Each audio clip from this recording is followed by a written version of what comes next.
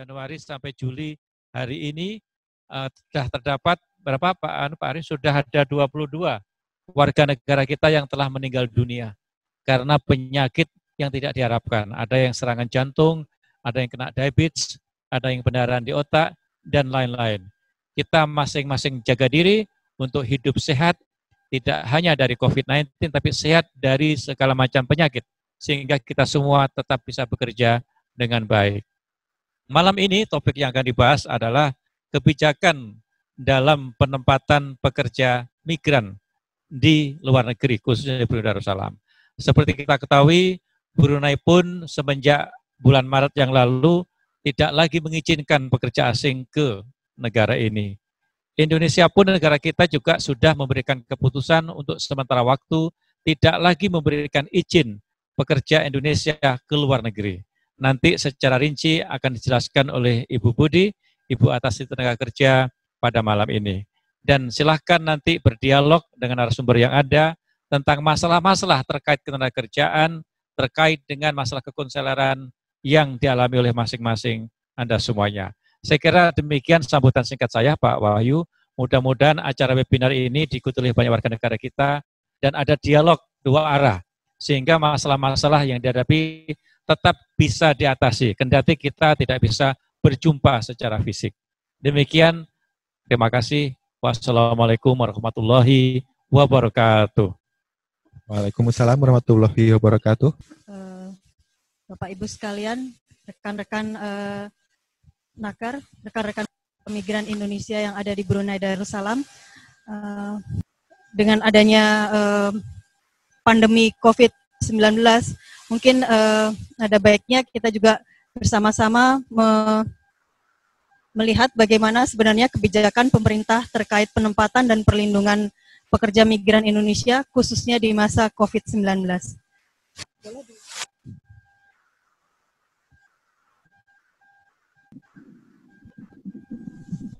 Next saja. Next. Baik, jadi untuk kasus COVID-19 memang Brunei sendiri diawali pada kalau saya tidak salah pada tanggal 9 Maret 2020 ada kasus pertama yang terdeteksi di Brunei Darussalam. Tapi ternyata Indonesia sudah lebih dulu mengalami kasus COVID-19, yaitu di sekitar tanggal 2 Maret 2020. Untuk mencegah penyebaran virus COVID yang makin meluas, bahkan WHO telah menetapkan penyebaran COVID-19 menjadi pandemi, maka perlu adanya kebijakan yang dikeluarkan oleh baik negara pengirim pekerjaan migran Indonesia atau negara asal pekerja migran Indonesia, dalam hal ini di Indonesia, dan negara tujuan. Dalam hal ini, karena kita tinggal di Brunei Darussalam, kita akan melihat bagaimana kebijakan pemerintah Brunei Darussalam terkait penempatan pekerja migran atau pekerja asing di Brunei Darussalam dengan adanya pandemi COVID-19. Jadi di slide sudah ada terlihat bahwa kebijakan pemerintah Republik Indonesia untuk mencegah penyebaran COVID semakin meluas. Pertama, telah dikeluarkan Peraturan Menteri Ketenagakerjaan nomor 151 tahun 2020 ini mengenai pemberhentian sementara penempatan pekerja migran Indonesia. Mengapa harus dilakukan seperti ini? Karena perlu ada banyak pekerja migran Indonesia yang kita tempatkan tidak hanya di Asia Tenggara, tetapi juga di seluruh dunia. Dan ini semata-mata untuk melindungi mereka juga supaya tidak tertular dari penyakit atau penyebaran COVID-19.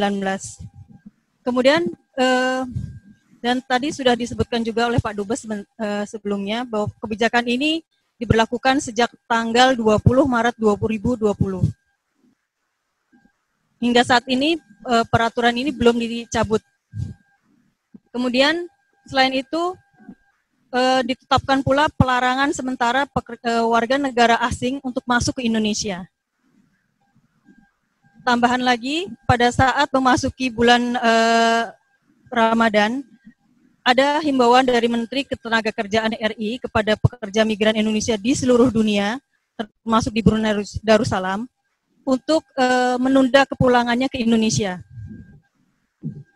Biasanya teman-teman rekan pekerja migran Indonesia pada saat memasuki bulan Ramadan, apalagi mendekati Idul Fitri, mengambil cuti tahunan untuk bersilaturahmi dengan keluarga di Indonesia. Dan ini ada himbauan pada saat itu untuk teman-teman tidak pulang terlebih dahulu atau tidak cuti terlebih dahulu untuk mencegah penyebaran virus COVID-19 dari luar negeri ke Indonesia. Selain itu, pemerintah Indonesia sendiri di dalam negeri juga memberlakukan yang namanya penjarakan sosial berskala besar, di mana masing-masing wilayah pun memiliki kebijakan-kebijakan lokal. Di satu sisi, ternyata pemerintah Brunei juga memberlakukan kebijakan yang hampir mirip.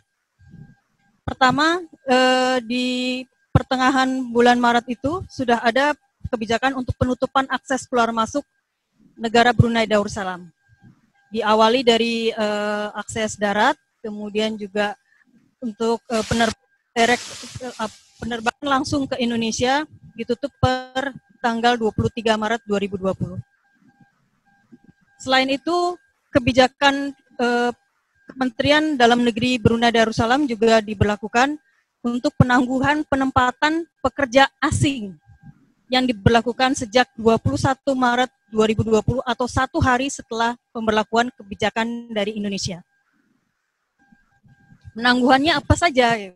Penangguhannya mungkin bagi pemohon lesen pekerja asing yang baru itu sudah diberhentikan sama sekali. Kemudian permohonan pekerja sektor domestik pun demikian. Permohonan visa kerja sama saja, semua ditangguhkan. Bahkan pekerja Indonesia, pekerja migran Indonesia yang sudah memiliki visa kerja, yang berada di Indonesia dan tinggal berangkat, dia hanya sudah memiliki tiket untuk berangkat ke Brunei, juga ditangguhkan untuk berangkat ke Brunei. Apalagi pekerja migran yang baru, termasuk pekerja migran yang sedang cuti dan sudah memiliki entry visa. Walaupun mereka sudah memiliki tiket, tetap juga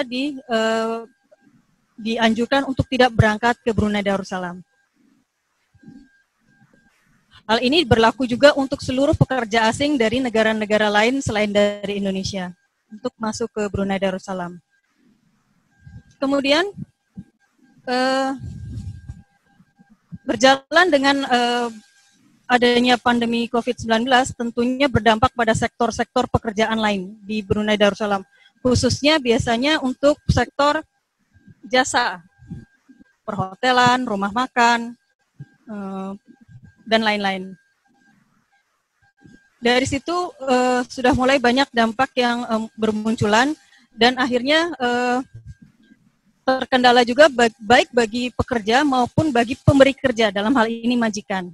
Untuk itu, Menteri Dalam Negeri Brunei Darussalam mengeluarkan juga kebijakan bagaimana tata cara penggajian dan pembayaran gaji para pekerja asing, khususnya di bidang UKM, diarahkan untuk dibicarakan bersama antara pihak pemberi kerja dan pekerja. Selain itu, walaupun tadi sudah disebutkan Pak Dubes, sudah hampir 2 bulan ini Brunei dalam tidak ada kasus baru positif COVID, tapi tetap saja ada tata cara orang masuk ke Brunei Darussalam, masih limited.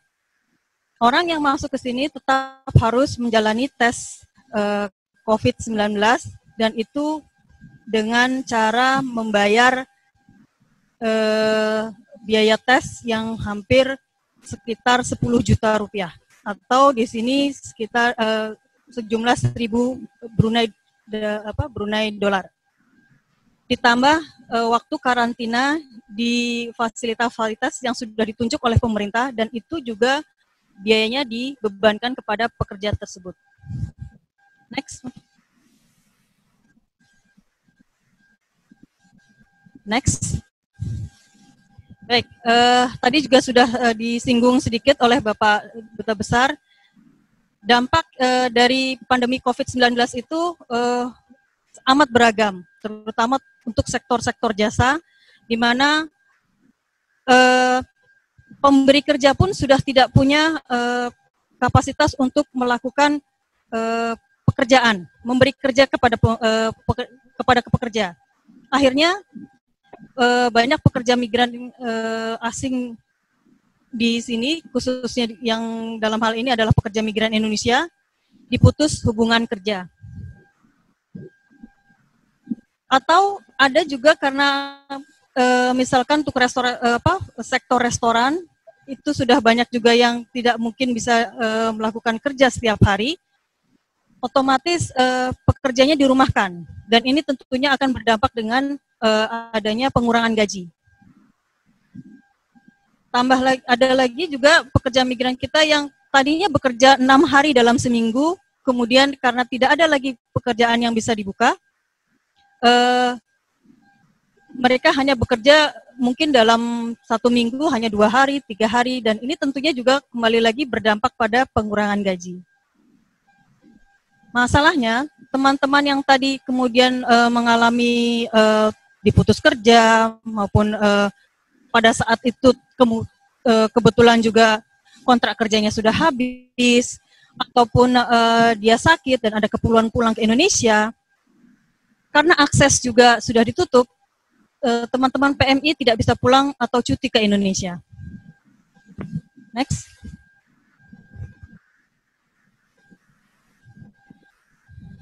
Apa saja sih upaya KBRI?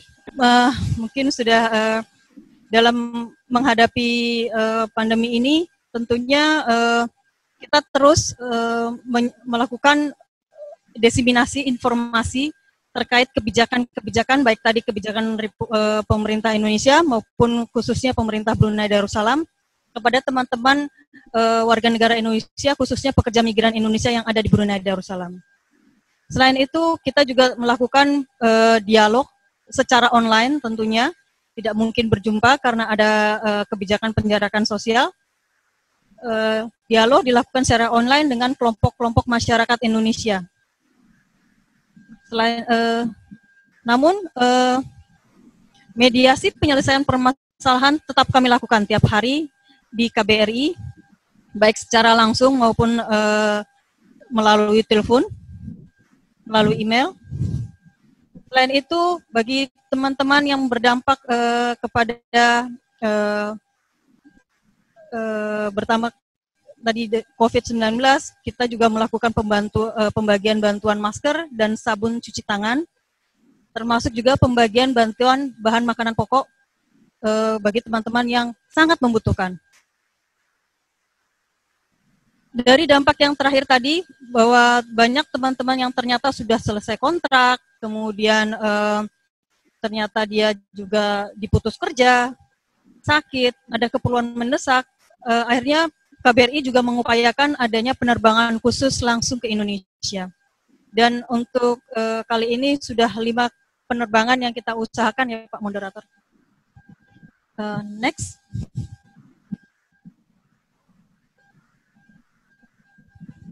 Baik, mungkin saya akan menyoroti dari bahwa walaupun ada COVID maupun tidak ada COVID, maupun ada pandemi atau tidak, KBRI tetap melakukan yang namanya mediasi penyelesaian permasalahan pekerja migran Indonesia. Sebenarnya kenapa sih permasalahan itu terjadi? Mungkin teman-teman juga memahami bahwa salah satu tugas dari pemerintah dalam hal ini melalui perwakilan RI di luar negeri, bahwa kita melakukan perlindungan terhadap pekerja migran Indonesia. Seperti apa bentuk perlindungannya? Tentu saja lebih kepada agar teman-teman juga memahami peraturan yang perundang-undangan yang berlaku.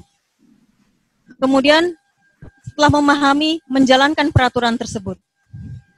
Selain itu, menghindari larangan-larangan yang memang diberlakukan baik dari Indonesia maupun dari Brunei Darussalam. Next.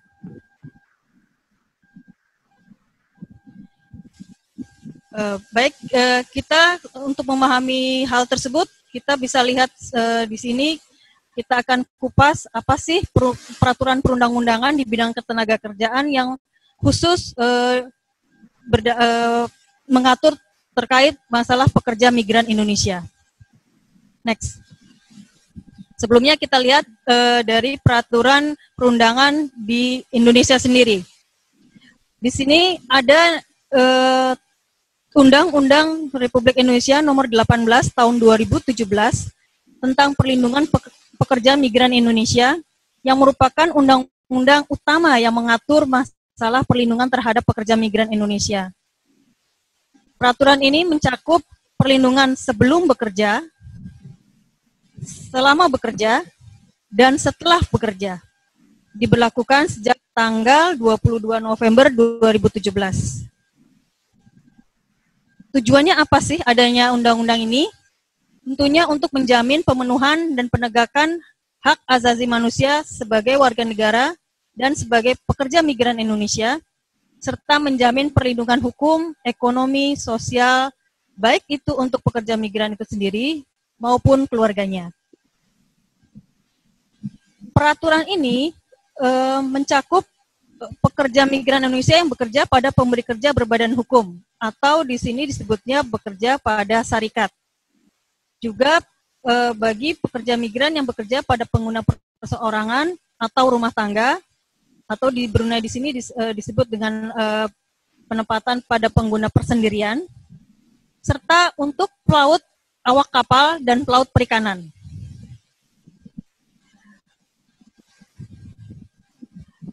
Perlu kami garis bawahi di sini bahwa sebenarnya yang ada pengecualian dalam undang-undang itu, di mana di situ diatur yang tidak termasuk PMI itu siapa sih gitu. Ternyata juga bukan masuk PMI gitu ya, karena sebagai pegawai negeri maupun pegawai setempat yang bekerja di perwakilan RI itu tidak termasuk dalam kategori pekerja migran Indonesia.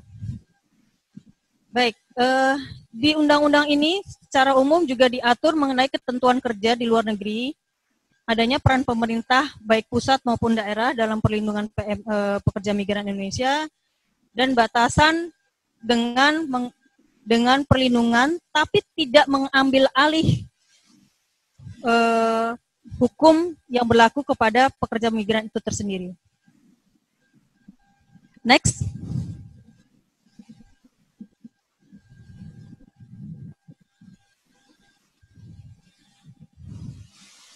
Undang-undang ini juga mengatur adanya hak dan kewajiban baik itu calon pekerja migran Indonesia maupun khusus untuk pekerja migran itu sendiri. Ada 13 hak yang tercantum di sini. Salah satunya adalah adanya akses komunikasi dan adanya hak menguasai dokumen perjalanan selama bekerja. Ini mungkin perlu ditekankan karena banyak juga dokumen perjalanan dalam hal ini paspor yang tidak dipegang oleh teman-teman pekerja migran itu sendiri. Padahal untuk salah satu upaya dengan dokumen harus dipegang oleh diri sendiri. Itu. Next mungkin.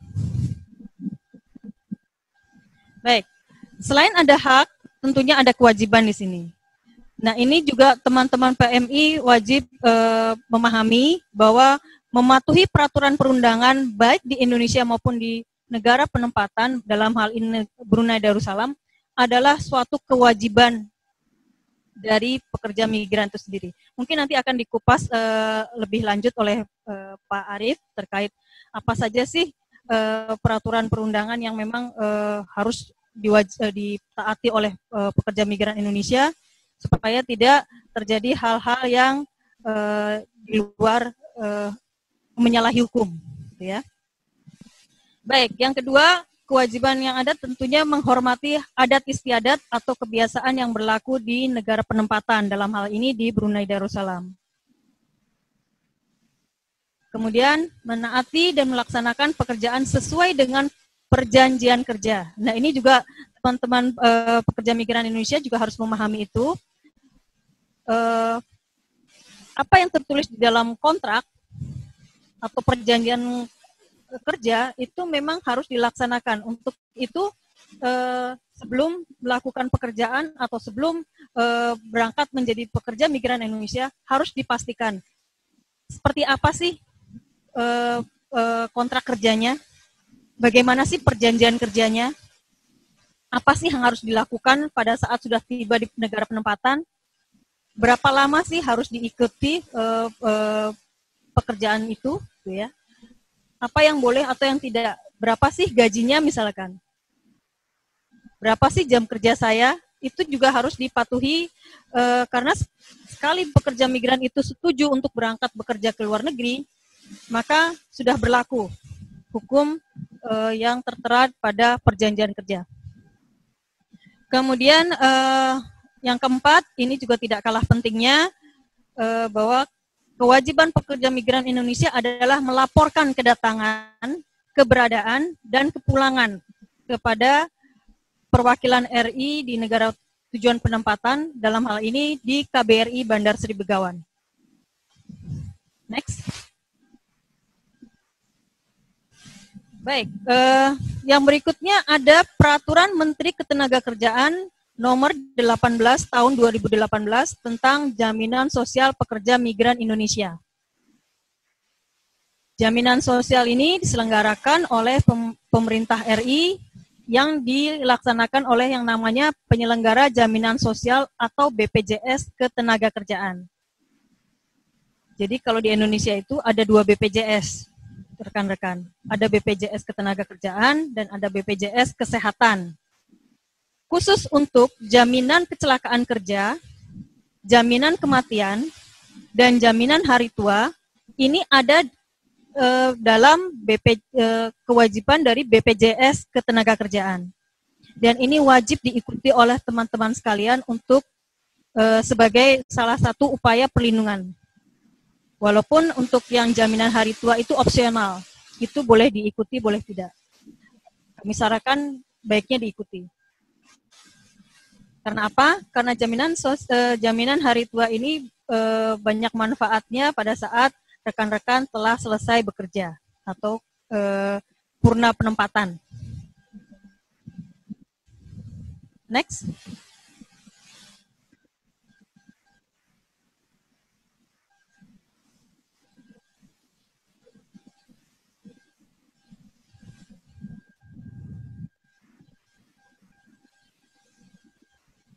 Next. Baik. Yang berikutnya adalah Peraturan Menteri Ketenagakerjaan Nomor 9 Tahun 2019. Ini tentang tata cara penempatan pekerja migran Indonesia. Jadi, penempatan pekerja migran Indonesia ke luar negeri sebenarnya ada skema pertama dilakukan oleh perusahaan penempatan pekerja migran Indonesia, atau mungkin teman-teman PMI lebih familiar dengan yang namanya, kalau di sini sebutnya PT. PT yang di Indonesia itu apa gitu. PT itu adalah perusahaan penempatan pekerja migran Indonesia yang sekarang disingkat dengan namanya P3MI. Kemudian ada lagi skema penempatan yang kedua, yaitu penempatan oleh perusahaan untuk kepentingan perusahaan itu sendiri. Ini saya ambil contoh, misalkan ada Kentucky Indonesia dengan Kentucky Brunei. Kentucky Brunei perlu pekerja. Dia ambil dari pegawai Kentucky Indonesia yang dia pekerjakan di Kentucky Brunei. Ini namanya penempatan untuk kepentingan perusahaan sendiri. Kemudian skema yang ketiga adalah penempatan pekerja secara mandiri. Mandiri dalam hal ini bukan berarti pekerja untuk umumnya ya, tapi ini adalah lebih kepada pekerja yang bekerja secara profesional. Kalau di sini mungkin visanya agak beda ya, namanya visa hanya 6 bulan gitu ya, hanya visa khusus. Dan itu yang disebut dengan penempatan pekerja secara mandiri. Jadi bukan berarti wah saya mau kerja sebagai kerja konstruksi misalkan. Ya udahlah, saya daftar sendiri atau saya iseng-iseng datang dulu ke Brunei pakai visa visa visit, kemudian sampai sini dapat majikan, ya udahlah habis itu kerja di situ, visanya diganti deh jadi visa kerja. Bukan seperti itu ya. Itu dilarang. Itu secara undang-undang dilarang. Yang seperti itu tetap harus mengikuti skema yang pertama, yaitu melalui P3MI atau PT di Indonesia. Peraturan yang berikutnya adalah Peraturan Menteri Ketenagakerjaan Nomor 10 Tahun 2019. Ini terkait tata cara pemberian izin perusahaan penempatan pekerja migran Indonesia. Jadi untuk jadi PT tadi ya, PT yang bergerak menempatkan pekerja migran juga harus ada izinnya. Dan ada tata caranya bagaimana dia mendapatkan izin tersebut. Next.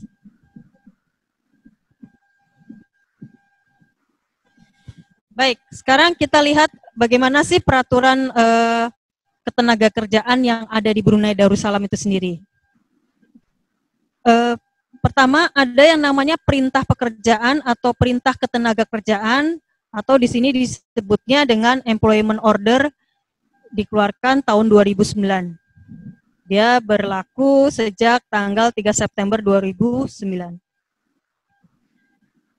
Dalam peraturan tersebut mencakup semua orang yang dipekerjakan berdasarkan perjanjian atau kontrak kerja yang dapat tertulis atau tersirat. Tetapi ini saya garis bawahi dan saya kasih merah bahwa dalam peraturan ini tidak termasuk pelaut, pembantu atau pembantu rumah tangga, dan siapapun yang dipekerjakan dalam posisi manajerial, eksekutif, atau rahasia, dan termasuk juga terlepas dari peraturan ini adalah pegawai negeri dan semua pegawai badan hukum juga dikecualikan. Jadi mungkin ini ada perbandingan tadi dengan undang-undang yang berlaku di Indonesia. Kalau undang-undang 18/2017 yang berlaku di Indonesia, peraturan itu mencakup seluruh pekerja migran Indonesia, termasuk tadi ada pelaut, atau pelaut awak kapal ya, tadi ada pelaut perikanan, juga pekerja yang bekerja di sektor rumah tangga, itu kita atur dalam Undang-Undang 18 tahun 2017. Namun demikian, sayangnya di Brunei itu dikecualikan. Kemudian mengenai undang-undang ini lagi, dalam undang-undang atau yang disebut dengan perintah pekerjaan, biasanya orang Brunei itu bilangnya namanya perintah pekerjaan, dia menetapkan syarat dan ketentuan kerja minimum ya.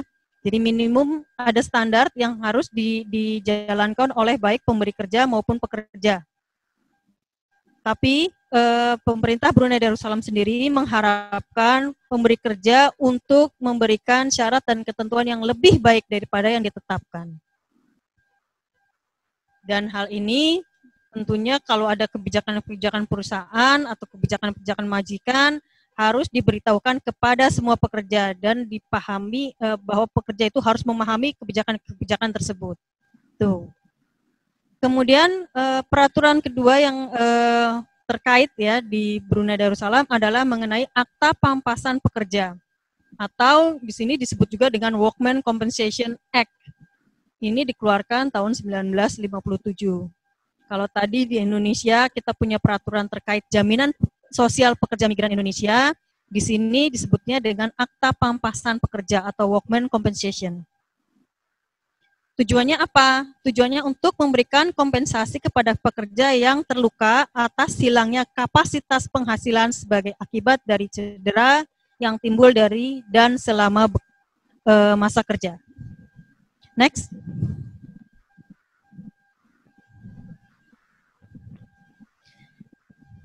kalau tadi di Indonesia kita memiliki peraturan yang mengatur adanya perusahaan penempatan pekerja migran Indonesia atau yang tadi saya sebut PT, yang biasa teman-teman kenal dengan PT, maka di Brunei ini kita mengenal yang namanya perintah agen pekerjaan atau perintah agen ketenagakerjaan. Disebut juga dengan Employment Agency Order tahun 2004. Ya. Walaupun namanya pertama ditetapkan tahun 2004, tapi ternyata berlaku secara penuh baru sejak tanggal 1 Januari 2012. Dirancang untuk mengatur bagaimana jalannya agen pekerjaan atau agen ketenagakerjaan di Brunei Darussalam. Dari mulai memberikan lisensinya, ya bagaimana cara pemantauannya, bagaimana penerimaan pengaduannya dari publik dan lain-lain. Dan ini tentunya ditujukan untuk mencegah adanya perdagangan manusia. Nanti mungkin agak dikupas sedikit oleh Pak Arief terkait hal ini. Kemudian mencegah adanya pemalsuan dokumen dan tanda tangan. Dan tentunya aturan ini dimaksudkan juga untuk melindungi baik pekerja pemberi kerja dalam hal ini majikan dan juga pekerja dalam hal ini pekerja migran Indonesia. Mungkin dari sini bisa diambil kesimpulan bahwa Indonesia sendiri kita mensyaratkan adanya penempatan pekerja migran melalui perusahaan penempatan pekerja migran atau tadi kita sebut dengan P3MI atau mungkin teman-teman ingat hafalnya dengan PT di Indonesia. Di Brunei sendiri dia penempatan pekerja asing diwajibkan harus melalui yang namanya agen pekerjaan atau agen ketenagakerjaan atau lebih kerennya disebut employment agency. Next. Baik,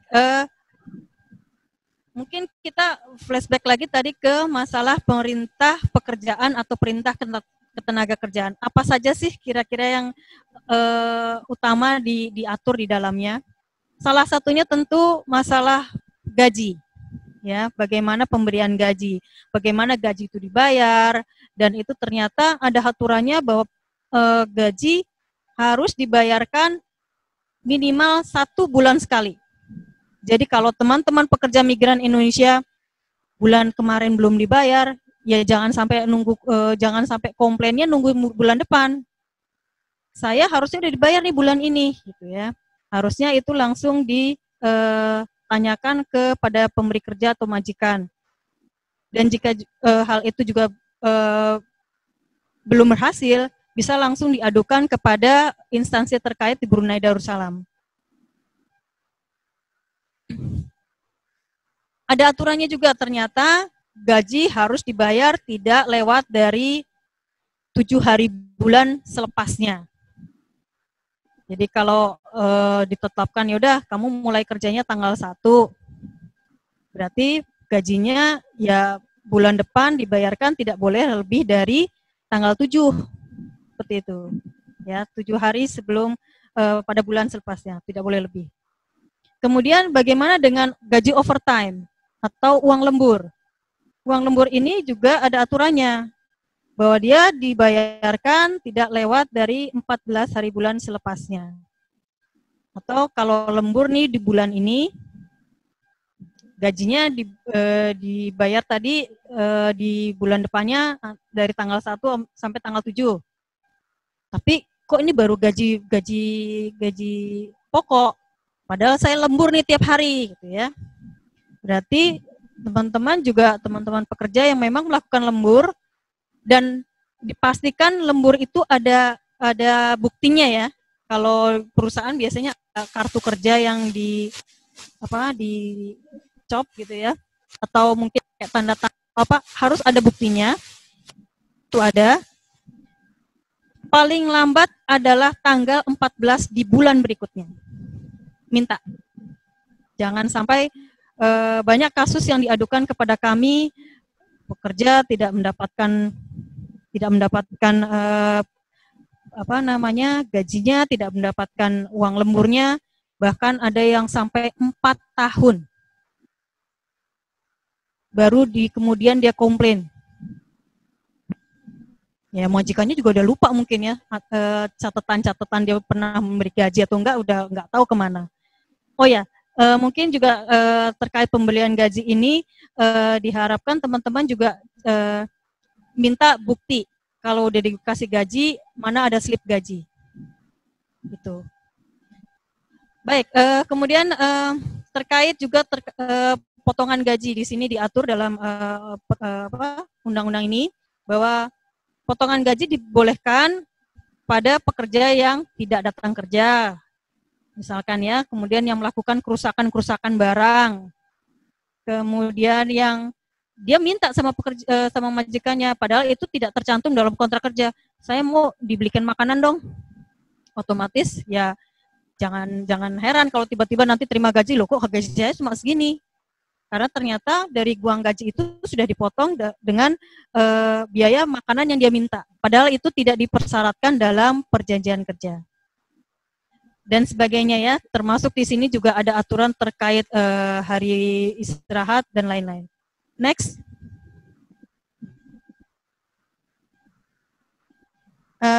Ya, jadi juga diatur terkait masalah cuti tahunan, cuti sakit juga ada yang bergaji, kemudian bagaimana caranya pulang ke negara asal selesai perjanjian kerja gitu ya, dan lain-lain. Next. Ini saya udah diingatkan bahwa waktunya tinggal sedikit. Baik, dan di workman compensation sendiri atau akta pekerjaan itu apa sih isinya gitu ya. Jadi ternyata tadi sudah disebutkan bahwa tujuan dari workman compensation ini adalah memang pemberian kompensasi bagi pekerja yang mengalami kecelakaan kerja. Di sini diatur bahwa kecelakaan semasa kerja itu baik harus dilaporkan maksimal 14 hari setelah kejadian. Jadi jangan sampai, wah saya kecelakaan hari ini, baru diadukan 1 bulan kemudian. Ya buktinya juga udah nggak ada gitu, nggak akan keluar itu yang namanya kompensasi gitu ya. 14 hari setelah kejadian. Untuk yang ini tidak kita harapkan ya, untuk yang meninggal dunia itu ada kompensasi yang keluar maksimal sejumlah 28.800 Brunei dolar atau minimal 9.600 Brunei dolar. Bagaimana dengan yang cacat total? Ini pun juga ada hitungannya bahwa dibayarkan kompensasi sebanyak 60 bulan gaji atau 36.600 Brunei dolar, di mana yang terkecil ya. Jadi kalau misalkan gajinya bulanannya ternyata 405 berapa? Misalkan ya 450 gitu ya. Misalkan gaji bulannya 450, ya 450 kali 60 berapa totalnya? Kalau memang totalnya lebih kecil dari 36.600 Brunei, ya yang dibayarkan sejumlah 60 bulan gajinya. Next.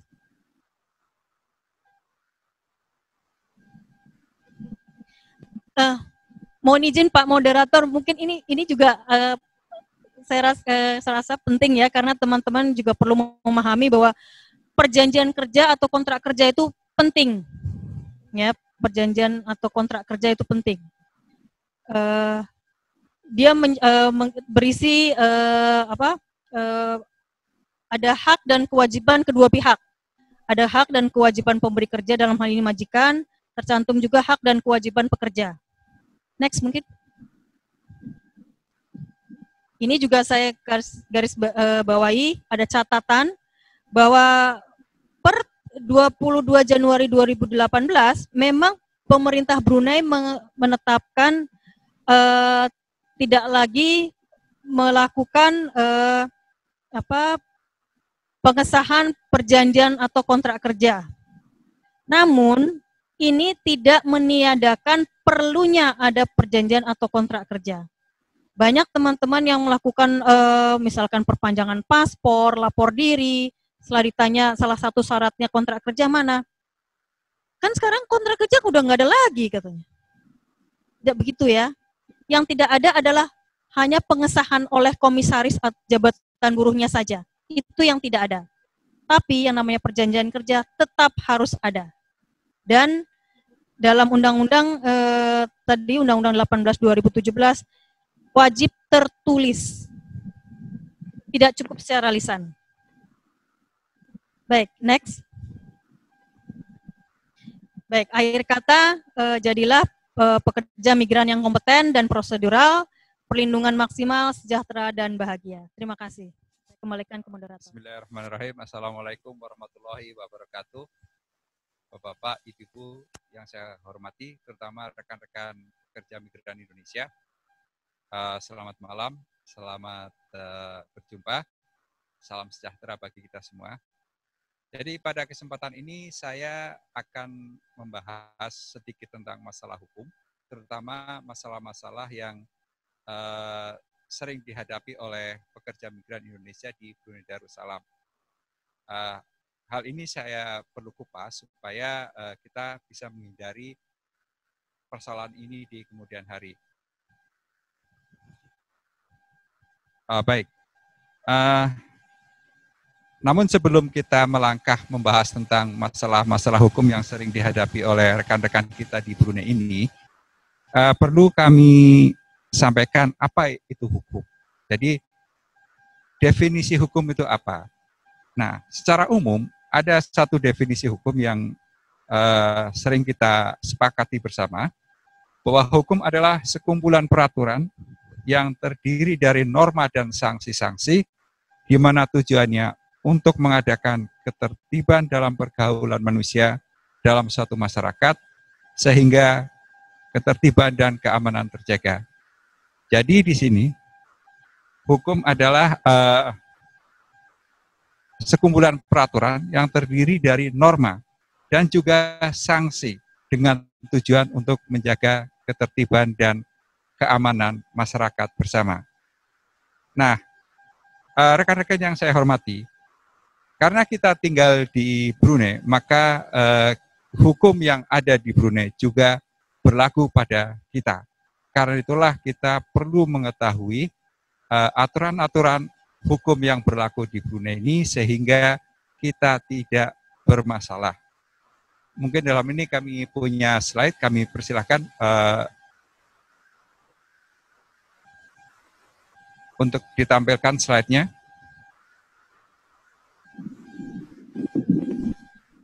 Sementara itu hukum yang berlaku di Brunei Darussalam ini ada dua sumber, yaitu hukum umum dan juga hukum yang berdasarkan hukum Islam, yaitu syariah Islam.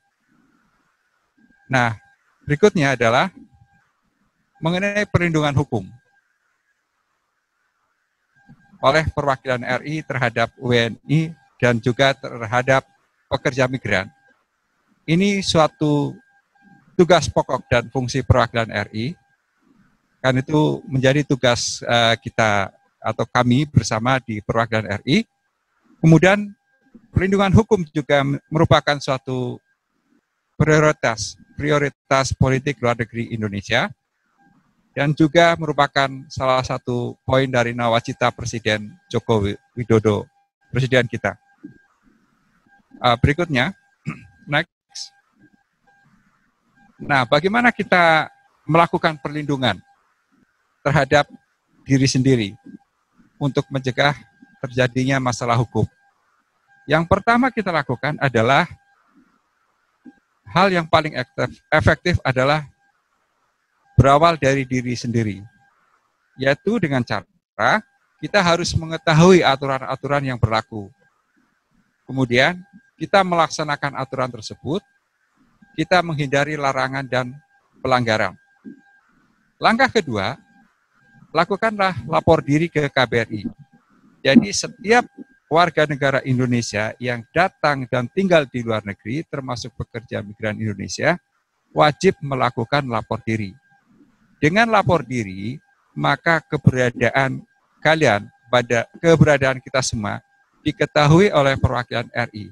Sehingga kalau terjadi suatu masalah, kita bisa melacaknya. Sebagai contoh, ada seorang warga negara Indonesia tinggal di Brunei sudah lama, keluarganya mencari-cari. Keluarga di Indonesia mengkontak Indonesia. Nah, gimana kita melakukannya? Nah, kita lakukan dengan mengecek lapor diri yang dilakukan oleh warga negara Indonesia. Dan alhamdulillah, warga negara tersebut pernah melakukan lapor diri kepada KBRI, sehingga KBRI bisa melakukan kontak. Nah, inilah salah satu pentingnya lapor diri ke KBRI. Berikutnya, apa sih yang dilakukan oleh perwakilan RI dalam melakukan perlindungan hukum kepada warga negara Indonesia, khususnya pekerja migran Indonesia? Nah, dalam hal ini kita punya payung hukum. Payung hukum perjanjian bilateral antara Indonesia dengan Brunei Darussalam, ini adalah hal yang sangat penting. Pertama adalah kita punya agreement on consular notification and consular assistance. Jadi ada perjanjian antara pemerintah Indonesia dan pemerintah Brunei dalam hal notifikasi konsuler dan bantuan kekonsuleran terhadap warga negara Indonesia yang menghadapi masalah hukum. Jadi kewajiban pemerintah setempat untuk memberitahukan kepada perwakilan RI dalam hal ini KBRI tentang penangkapan atau kalau ada warga negara Indonesia yang menghadapi masalah hukum. Nah, kita juga sedang bekerja saat ini dengan Brunei Darussalam untuk suatu MOU tenaga kerja kita. Nah, ini masih dalam proses, belum selesai, dan mari kita doakan bersama mudah-mudahan proses ini segera selesai. Dan ini menjadi hal yang sangat penting untuk perlindungan pekerja migran Indonesia di Brunei di masa depan. Nah, hal lain yang dilakukan KBRI adalah memberikan layanan kepada warga negara Indonesia maupun pekerja migran Indonesia dalam bentuk keperluan-keperluan dokumen. Kemudian juga kita melakukan konsultasi hukum kepada warga negara Indonesia. Jadi setiap hari kita menerima kedatangan pekerja migran Indonesia ke KBRI untuk melakukan konsultasi dan kita memberikan bantuan-bantuannya. Kemudian kita juga membantu penyelesaian masalah yang mereka hadapi. Kemudian kita juga mendampingi mereka ketika mereka harus berada di pengadilan dan biasanya kita memberikan bantuan dalam bentuk pengacara ataupun dalam bentuk penerjemah. Kita juga melakukan atau memberikan layanan penampungan di perwakilan RI, di KBRI, bagi warga negara khususnya pekerja migran Indonesia yang menghadapi masalah dan tidak punya tempat berlindung di luar. Kita juga melakukan sosialisasi hukum seperti yang kita lakukan sore hari ini. Itu adalah salah satu bentuk sosialisasi hukum. Kita menyediakan hotline ketenaga kerjaan yang dapat dihubungi selama 24 jam dan juga kita membuat suatu piket 7 hari 24 jam. Itu adalah hal-hal yang kita lakukan atau KBRI lakukan dalam upaya perlindungan hukum. Nah, berikutnya adalah masalah-masalah hukum yang sering dihadapi oleh warga negara kita di Brunei. Ini perlu kami sampaikan supaya semuanya tahu sehingga bisa dihindari. Pertama adalah bekerja dengan visa kunjungan atau visa lawatan. Ini adalah suatu pelanggaran. Seseorang yang akan bekerja di negara Brunei ini itu harus menggunakan visa kerja. Visa lawatan tidak dibenarkan untuk bekerja. Karena itulah kalau terjadi orang datang dengan visa lawatan, kemudian bekerja, itu pasti akan terkena masalah hukum. Berikutnya adalah overstay. Overstay maksudnya adalah tinggal melebihi dari masa yang diizinkan. Nah, ini biasanya pertemanan ini. Kalau bekerja dengan visa lawatan, biasanya melakukan overstay. Nah, akibatnya adalah mereka melakukan pelanggaran sehingga banyak yang ditangkap. oleh pihak yang berwajib. Nah, berikutnya adalah mengenai visa lawatan dan overstay, kami ingin mengingatkan kepada para pekerja migran Indonesia, kalau memang saatnya harus sudah pulang karena sudah habis kontrak, pulanglah, kemudian perbaharui kontrak tersebut. Nah, jangan sampai tergoda rayuan-rayuan oknum yang menawarkan diri bisa memperpanjang izin tinggal tanpa melalui prosedur. Ini terjadi dan akibatnya adalah ketika yang bersangkutan harus pulang, ternyata diketahui bahwa visanya atau izin tinggalnya sudah overstay sehingga bermasalah. Kalau overstay lebih dari 3 bulan masuk penjara, kalau overstay di bawah 3 bulan kena denda. Itu yang dihadapi oleh warga kita di sini. Masalah berikutnya adalah terjadi karena overstay dan izin kerja tidak ada, yang bersangkutan berusaha untuk kembali ke Indonesia dengan cara penyelundupan tanpa dokumen yang sah. Ini terjadi, kemudian tertangkaplah oleh aparat di perbatasan. Nah, hukumannya itu sangat berat. Kalau pelaku atau orang yang berusaha untuk menyelundupkan seseorang keluar dari Brunei tanpa dokumen yang sah, ataupun masuk ke Brunei tanpa dokumen sah, itu ancaman hukumannya berat, 30 tahun maksimal. Berikutnya adalah mengenai rokok. Di kita memang suatu hal yang jamak orang merokok. Dan di sini juga merokok sebenarnya tidak dilarang. Yang dilarang adalah merokok sembarangan dan jual beli rokok. Apalagi jual beli rokok kemudian tanpa disertai bungkus rokok yang ada peringatan. Nah, ini juga banyak warga kita yang terkena masalah rokok ini. Kemudian adalah kasus pencurian. Sebenarnya secara universal ini adalah pelanggaran hukum. Tidak hanya di Brunei, di Indonesia juga merupakan pelanggaran hukum. Berikutnya adalah hal yang kelihatannya sepele, tapi itu bisa menjadi masalah, yaitu membuang sampah sembarangan. Nah, ini juga menjadi masalah karena banyak warga kita yang kemudian terkena denda karena membuang sampah sembarangan. Nah, kasus lain yang kita hadapi juga masalah khalwat. Khalwat ini kaitannya adalah hukum syariah, di mana seseorang yang bukan muhrimnya itu berduaan dengan seseorang lain yang juga bukan muhrimnya. Jadi ada 2 orang, laki-laki perempuan yang bukan muhrimnya berduaan. Nah, ini kalau dilaporkan kepada pihak berwajib, kemudian dilakukan penangkapan, maka bisa terkena yang namanya khalwat ini. Nah, semua kasus-kasus tersebut menyebabkan beberapa warga kita terpaksa harus menjalani hukuman penjara. Dan perlu kami sampaikan bahwa kasus terbanyak adalah kasus overstay.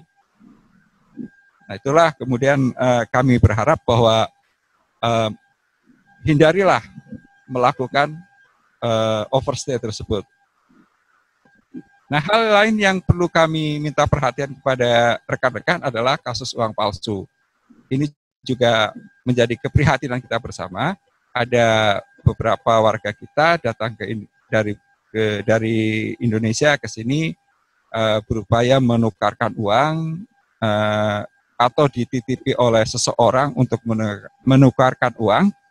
Ternyata uang tersebut uang palsu dan yang bersangkutan ditangkap dan akhirnya masuk penjara. Karena itulah kami menghimbau jangan sampai sekali-kali terbujuk rayuan untuk iming-iming hadiah untuk menukarkan uang, apalagi dengan uang dengan pecahan besar dari Indonesia ke Brunei. Berikutnya, next slide. Nah, masalah lain adalah asuransi. asuransi ini wajib dimiliki dan sebenarnya kalau menurut kontrak kerja ini adalah kewajiban dari majikan untuk memberikan asuransi. Tetapi orang-orang yang bermasalah dengan overstay dan visa kunjungan biasanya tidak memiliki asuransi. Nah, ketika terjadi masalah, maka yang bersangkutan akan mengalami persoalan biaya kalau terjadi masalah kesehatan. Tadi Pak Duta Besar menyampaikan sudah ada 22 orang pada tahun 2020 ini warga kita yang sakit akibat masalah jantung, masalah stroke, darah tinggi. Nah inilah artinya pentingnya seseorang pekerja migran Indonesia memiliki asuransi. Berikutnya.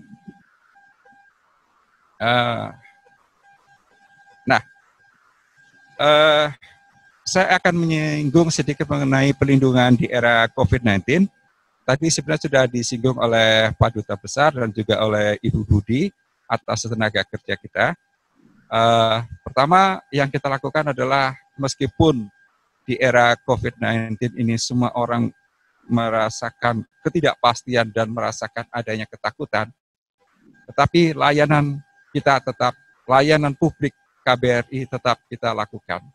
Nah, tentunya hal itu dilakukan dengan tambahan langkah-langkah pencegahan, seperti pembatasan jumlah pengunjung, kewajiban memakai masker, kemudian penyediaan hand sanitizer, dan lainnya.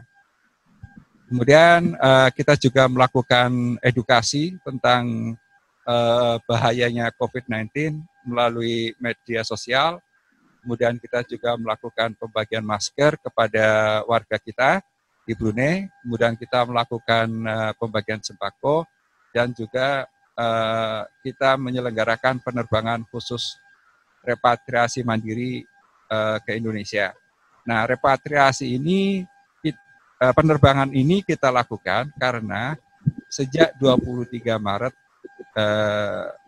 Royal Brunei Airlines sebagai satu-satunya penerbangan yang menyelenggarakan penerbangan langsung dari Brunei ke Indonesia, menghentikan penerbangannya ke Indonesia dan juga ke seluruh dunia. Dan juga AirAsia yang biasanya terbang dari Brunei melalui Kuala Lumpur juga tidak terbang lagi melayani penerbangan, sehingga banyak warga negara Indonesia yang seharusnya pulang karena sudah habis kontrak ataupun karena pemutusan hubungan kerja karena penurunan ekonomi tidak bisa pulang. Nah, ini kita membantu mereka dengan melakukan penerbangan khusus. Nah, pada penerbangan khusus ini kita prioritaskan hanya kepada mereka yang telah selesai kontrak kerja ataupun mereka yang sakit dan harus pulang ke Indonesia. Berikutnya. Saya kira itu yang bisa saya sampaikan secara singkat tentang upaya-upaya perwakilan RI, dalam hal ini KBRI Bandar Seri Begawan, dalam upaya perlindungan masalah hukum, dan mudah-mudahan kita semua terhindar dari masalah hukum ini. Jadi tadi yang perlu saya gariskan sekali lagi bahwa upaya perlindungan hukum itu paling efektif dimulai dari diri sendiri kita, dan itu dengan cara kita mengetahui hukum tersebut, aturan-aturan tersebut, kemudian kita mencoba harus menaati aturan-aturan tersebut dan juga menghindari hal-hal yang dilarang dalam aturan tersebut. Sekian, terima kasih. Assalamualaikum warahmatullahi wabarakatuh. Baik, kita selanjutnya langsung saja ke bagian sesi tanya jawab. Saya akan bahas dulu dari yang Facebook Live, dari akun yang bernama Dese Kire. Jadi saya serahkan kepada antara buat Nakar ataupun Pak Korfum untuk jawab. Ini adalah pertanyaannya adalah, Pak ingin menanyakan bagaimana jika PMI yang sudah setahun, jadi dia sudah setahun di Brunei, dia udah ingin kembali ke Indonesia karena ada urusan yang harus dikerjakan di Indonesia, tapi agar bisa kembali lagi ke Brunei setelah cuti, itu gimana ceritanya? Jadi dia mau cuti alasan penting, kemudian ingin kembali lagi ke Brunei setelah cuti ataupun urusan pentingnya di Indonesia selesai. Silakan Bu Budi. Baik, mungkin pertama saya dulu tanggapi ya, mungkin nanti ada tambahan dari Pak Arief. Baik, terkait cuti pulang ke Indonesia sebelum kontrak kerja selesai, itu baiknya memang dibicarakan dengan pihak majikan. Karena di Brunei ini berlaku peraturan orang bisa keluar setelah kontrak kerjanya selesai.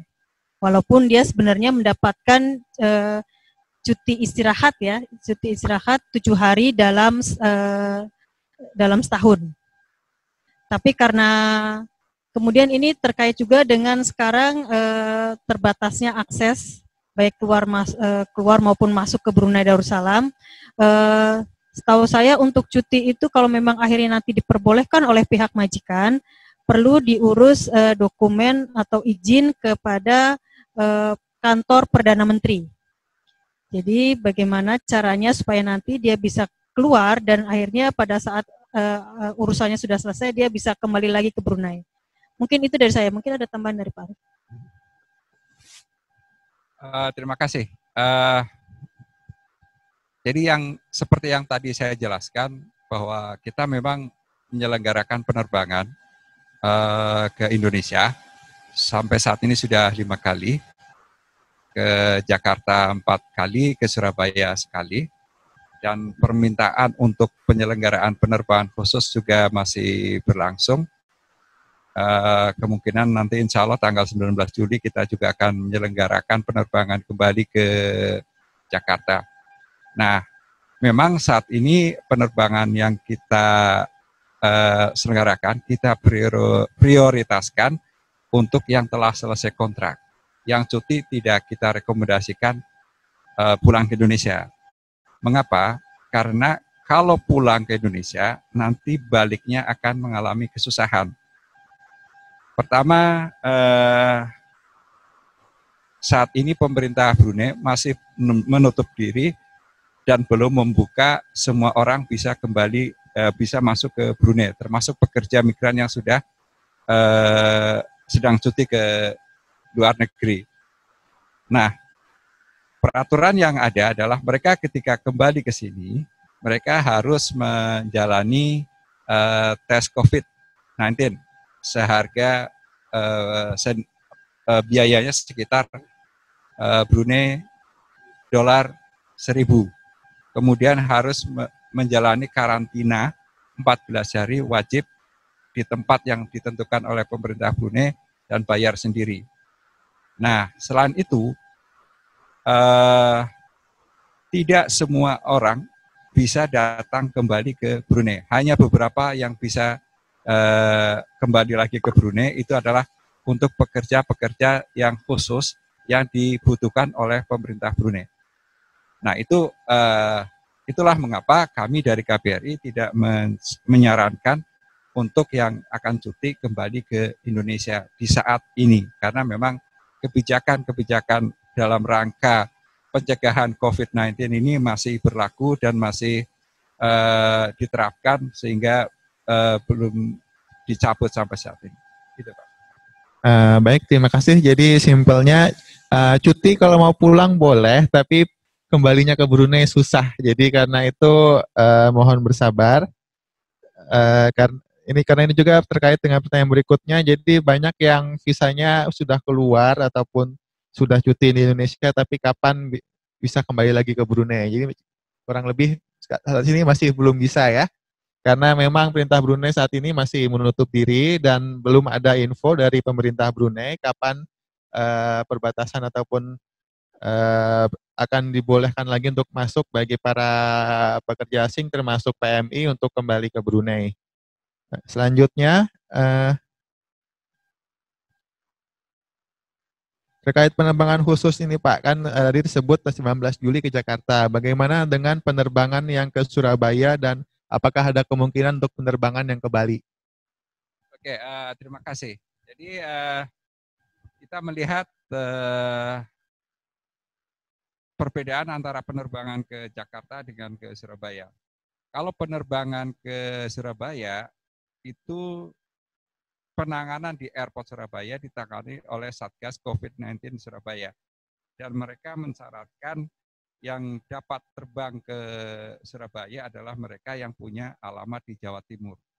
Nah, sementara itu untuk penerbangan yang ke Jakarta itu adalah penerbangan yang dengan penumpang dari seluruh Indonesia.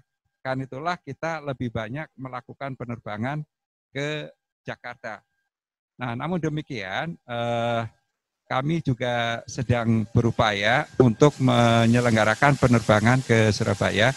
Karena itulah KBRI telah melakukan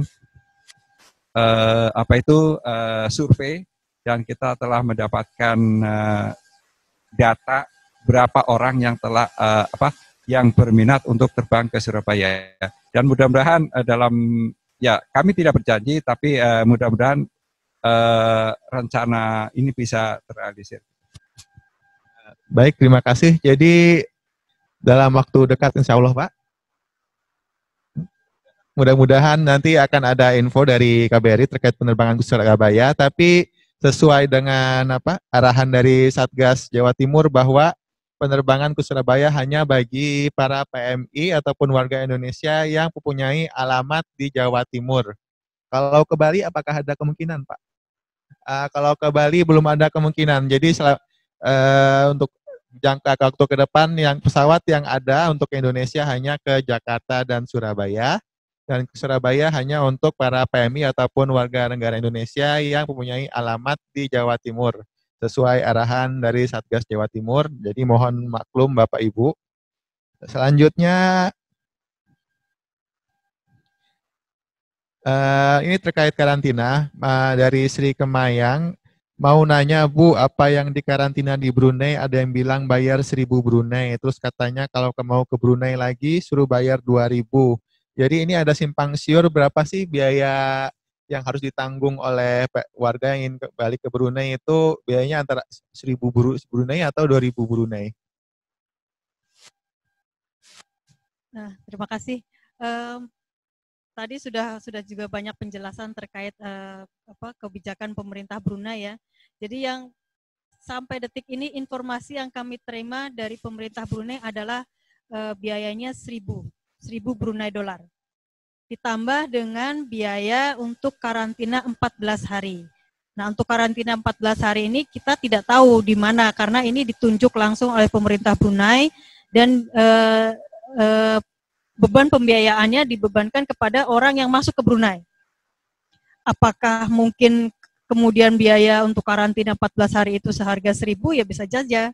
Jadi beban yang ditanggung menjadi 2.000 Brunei dolar gitu. Tapi untuk informasi yang jelas untuk tes COVID-19 di Brunei Darussalam adalah 1.000 Brunei dolar. Demikian, Pak. Terima kasih. Jadi seperti apa yang diucapkan oleh Bu Budi, biaya untuk masuk ke Brunei itu adalah 1.000 untuk biaya tes dan 700 kurang lebih untuk biaya akomodasi selama karantina atau isolasi diri di tempat-tempat yang telah ditunjuk oleh pemerintah Brunei selama 14 hari. Jadi itu kurang lebih Rp50 per hari. Jadinya 700, total Rp1.700. Pertanyaan selanjutnya. Assalamualaikum dari Heri Purwanto. Assalamualaikum, saya mau tanya tentang prosedur kepulangan untuk saat ini dan bulan apa saja ada penerbangan. Jadi ini menanya apa saja yang perlu disiapkan jika ingin pulang ke Indonesia dan bulan apa saja yang kita ada penerbangan khusus ke Indonesia. Baik, jadi seperti yang tadi saya sampaikan bahwa penerbangan khusus ini kita selenggarakan prioritaskan khususnya mereka yang telah selesai kontrak kerja. Nah, karena itulah bagi mereka yang telah selesai kontrak kerja, ketika ada pengumuman penerbangan khusus oleh KBRI, segera hubungi, bicarakan dengan majikan, rencananya akan pulang. Setelah itu pesan tiket. Nah, setelah dapat tiket, kemudian lakukanlah pembatalan visa kerja ke imigrasi, karena untuk pembatalan kerja ini harus dilakukan dengan majikan. Setelah itu ya tunggu penerbangannya gitu. Nah, selain mereka yang telah selesai kontrak kerja, penerbangan khusus ini juga kita berikan kepada mereka yang sakit, prosedurnya juga sama. Kemudian juga kepada ibu-ibu yang ada, setiap penerbangan selalu ada ibu-ibu yang hamil dan ingin melahirkan di Indonesia. Dan juga setiap penerbangan ada juga rekan-rekan kita yang telah selesai menjalani masa tahanan penjara dan mereka akan pulang ke Indonesia, dan ini biasanya diatur oleh pejabat imigrasi Brunei gitu. Dan oh ya, untuk yang ibu hamil itu diwajibkan memiliki surat fit to fly yang diperoleh dari dokter, karena itu merupakan syarat dari penerbangan. Itu, Mas. Baik, terima kasih. Selanjutnya, untuk ini terkait ketenagakerjaan kali ya, karena terkait gaji. Berapakah ya sebenarnya standar gaji untuk PMI? Kemudian ada juga pertanyaan dari Pak Ahmad Yani, setiap saya cuti, gaji pokok saya dipotong oleh majikan. Apakah ini dibenarkan? Jadi standar gaji dan kalau cuti gaji pokoknya dipotong. Apakah ini dibenarkan, Bu? Gitu. Baik, terima kasih. Terkait standar gaji, ini juga merupakan salah satu pembahasan yang sampai detik ini membuat pembuatan MOU ketenagakerjaan belum jadi-jadi. Karena ternyata Brunei sendiri tidak memiliki standar gaji minimum. Per tahun 2015 akhirnya perwakilan RI dalam hal ini KBRI Bandar Sri Begawan menetapkan standar secara sepihak, di mana untuk pekerja yang bekerja di pengguna persendirian atau di rumah tangga itu sebesar 350 ringgit Brunei per bulan. Untuk yang di syarikat sebesar 456 ringgit Brunei atau 16 ringgit per hari. Namun demikian, standar ini pada dasarnya memang kami wajibkan untuk para pemberi kerja yang akan mempekerjakan pekerja migran Indonesia. Untuk itu, kami ingatkan kembali teman-teman untuk dapat mengecek. Jangan sampai menandatangani perjanjian kerja sebelum meneliti isi dari perjanjian kerja tersebut. Kemudian tadi terkait cuti. Cuti merupakan satu hak dari pekerja migran. Berdasarkan perintah pekerjaan atau tadi disebut dengan Employment Order 2009, pekerja mendapatkan hak cuti 7 hari dalam 1 tahun atau 14 hari setelah 2 tahun. Ini adalah hak dan tidak mengurangi hak gaji. Jadi kalau memang ada masalah ini segera laporkan kepada pihak institusi terkait di Brunei, dalam hal ini adalah Jabatan Buruh. Demikian. Terima kasih, Pak. Baik, terima kasih, Bu. Masih terkait dengan gaji, ini ada pertanyaan lagi dari Dina. Kalau gaji untuk AMAH, untuk PRT itu berapa standarnya? Tadi mungkin sudah disebutkan sebelumnya, Pak. Sebulannya. 350 per bulan minimal. 300. Itu yang saat ini sedang masih distandarkan oleh KBRI, tapi memang kita berjuang, KBRI saat ini masih berjuang, dan tolong doakan kami, karena kami ingin melihat juga standar gaji di negara-negara sekitar Brunei Darussalam yang juga mempekerjakan pekerja migran Indonesia. Kami berjuang untuk mendapatkan gaji minimum pekerja migran yang bekerja pada rumah tangga sebesar 450, Pak. Jadi dari 350 naik ke 450. Sedang berjuang untuk menaikkan 100. Baik, terima kasih, Bu. Mengingat terkait fungsi konsuler masih belum bisa kita jawab. Masih terkait yang gaji, terkait Eva Agustinaria dari Zoom. mau bertanya yang dimaksud dengan PMI mandiri atau profesional itu seperti apa, jenis pekerjaannya apa, dan apakah perjanjian kerjanya disahkan oleh KBRI? Kalau tadi kami sebutkan sebelumnya bahwa pekerja migran Indonesia Mandiri adalah pekerja migran yang memang di sektor-sektor atau yang tingkatnya profesional. Kami sendiri mensyaratkan untuk pekerja profesional ini merupakan pekerja yang memiliki gaji di atas 1.000 Brunei dolar, di mana dia mendapatkan kesempatan kerja tersebut dia dapatkan dari misalkan dari website gitu ya. Kalau sekarang Brunei itu memiliki yang namanya untuk mencari lowongan kerja itu ada di job center misalkan ya, atau ada di website terkait jenis-jenis pekerjaan yang memang gajinya di 1.000 ke atas. Dan ini memang biasanya karena memang kami menyebutnya tingkat profesional, kontrak kerjanya juga beda. Kontrak kerjanya memang secara minimum mengikuti employment order, tetapi dalam standar yang diberikan itu berbeda-beda masing-masing perusahaan. Biasanya kebanyakan untuk yang profesional ini bergerak di sektor minyak dan gas, kemudian di juga kesehatan seperti dokter hewan misalkan, itu dia memiliki standar gaji yang tinggi dan tentunya dengan perjanjian kerja yang mensyaratkan hak dan kewajiban yang lebih rinci. Siap, terima kasih. Jadi perjanjian kerjanya apakah perlu disahkan di KBRI atau gimana, Bu? Untuk yang profesional ini mendapatkan visanya juga memang harus ada pengesahan dari KBRI, Pak.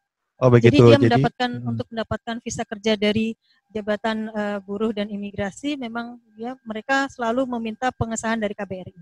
Ya, jadi begitu Ibu seperti Eva Agustinaria. Jadi simpelnya untuk profesional itu yang gajinya 1.000 ke atas dan dicari sendiri di Job Center Brunei contohnya.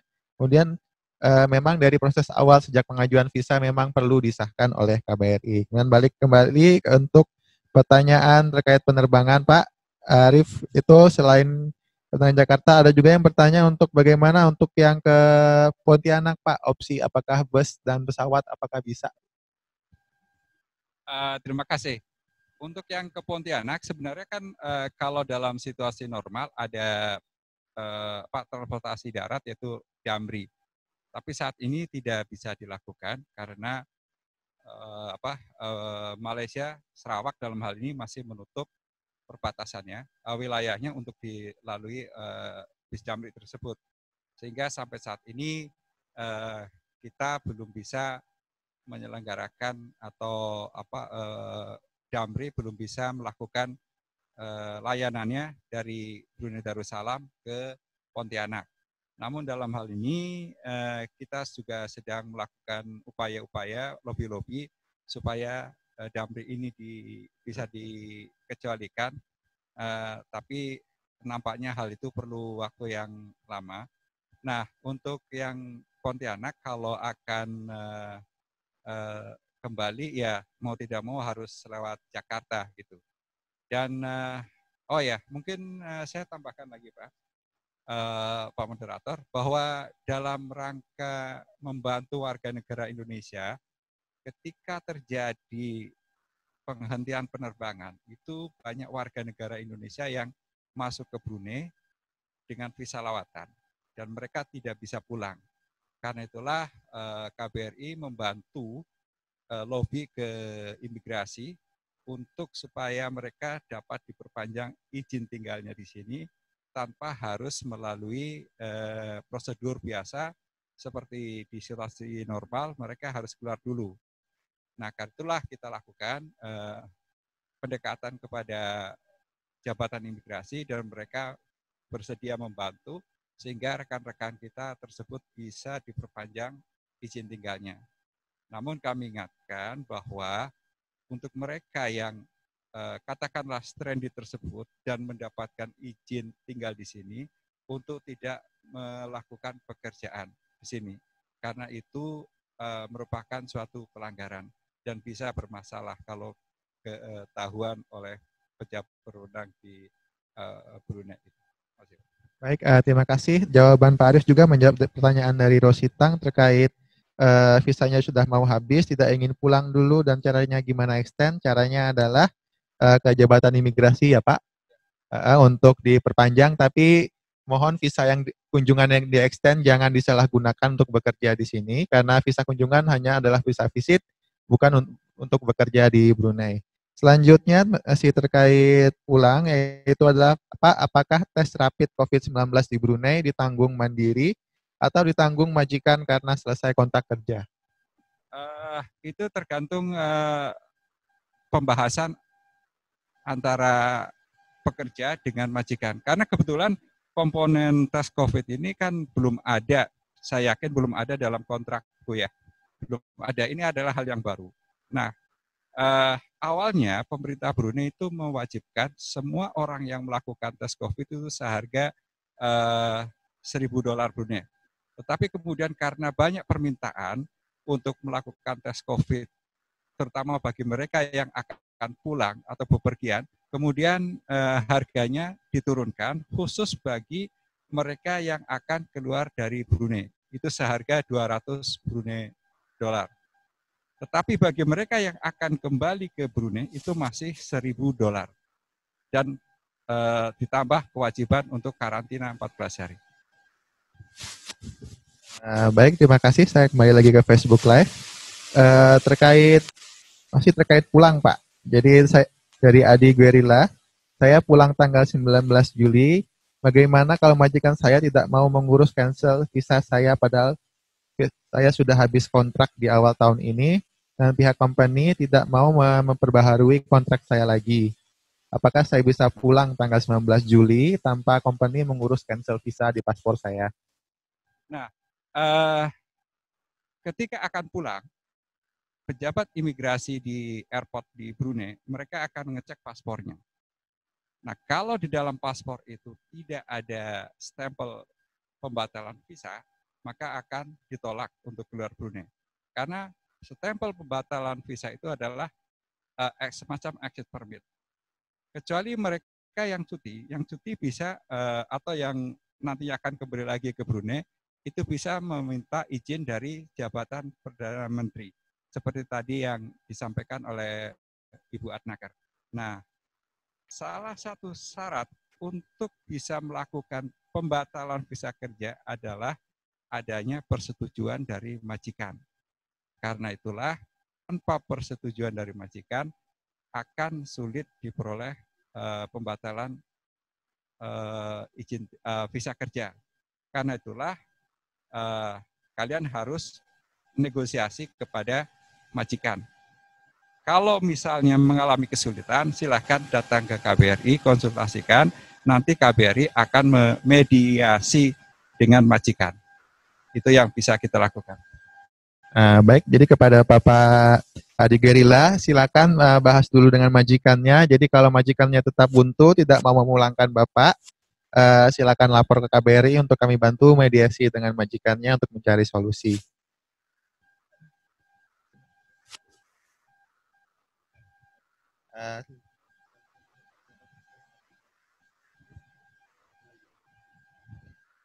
Jadi mohon maaf Bapak Ibu, kami menerima banyak sekali di Facebook Live dan Zoom, tapi masalahnya adalah waktu kita terbatas sampai 9.30, jadi ada tinggal satu lagi pertanyaan.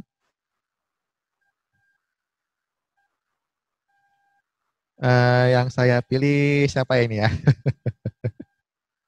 Masih terkait penerbangan Pak. Jadi kan seringkali itu pengumumannya banyak orang yang dapat tiketnya rupanya sudah keburu penuh. Jadi ada rekomendasi kalau bisa sebulan itu diselenggarakan 3 kali begitu. Apakah bisa? Kita menyelenggarakan penerbangan khusus ini sebenarnya sesuai dengan permintaan. Dan biasanya perlu waktu sekitar 2 minggu untuk melakukan persiapan penerbangan khusus. Jadi pertama adalah negosiasi dengan penerbangan, kemudian kedua adalah izin dari Indonesia untuk melakukan penerbangan.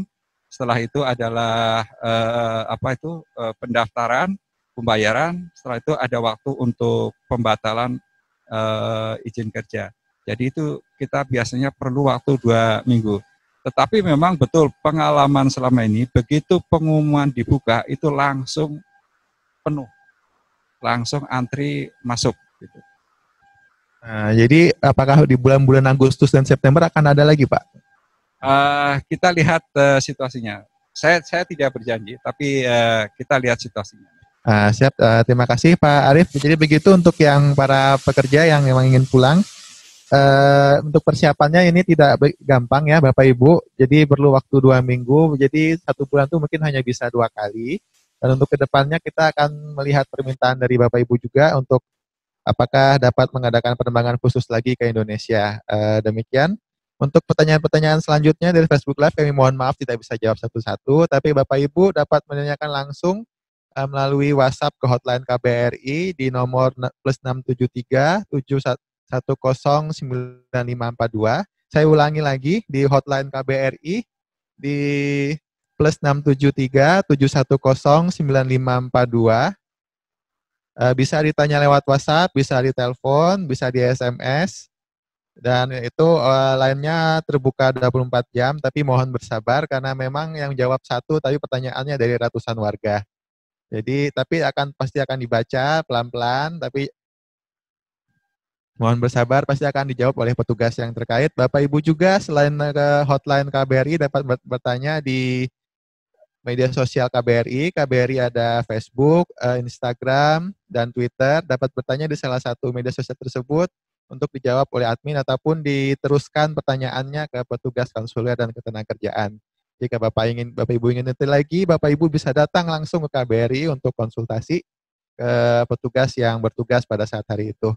Demikian untuk webinar kebijakan penempatan PMI di masa pandemi kali ini. Kurang lebih saya dan mewakili KBRI memohon maaf jika ada kesalahan dan kekurangan. Sampai jumpa lagi di kesempatan berikutnya. Wassalamualaikum warahmatullahi wabarakatuh.